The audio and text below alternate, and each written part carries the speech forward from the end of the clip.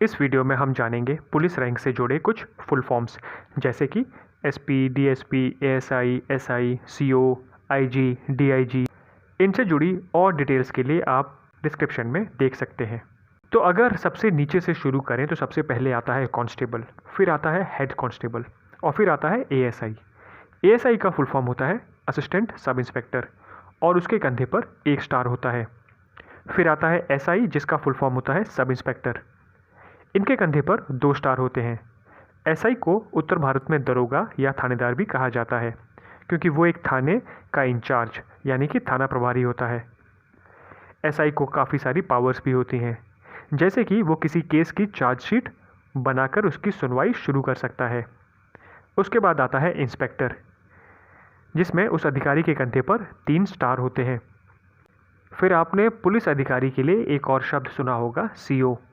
CO का full form होता है सर्कल ऑफिसर। यह एक इंस्पेक्टर या डीएसपी रैंक का अधिकारी होता है जो एक बड़े एरिया जिसमें कई सारे थाने आते हैं उनका इंचार्ज होता है। फिर आता है डीएसपी।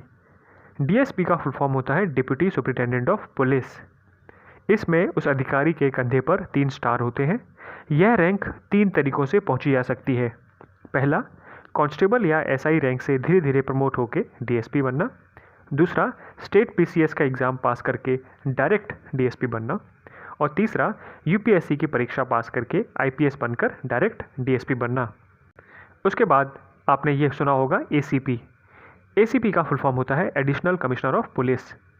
एसीपी और डीएसपी दोनों एक ही रैंक होती हैं। दोनों के कंधे पर 3 स्टार होते हैं।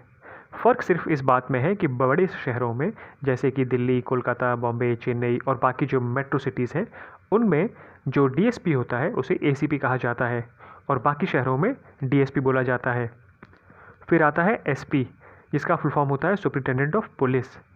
यह डीएसपी के ऊपर वाली रैंक होती है। और फिर आता है एसएसपी, जिसका फुल फॉर्म होता है सीनियर सुपरिटेंडेंट ऑफ पुलिस।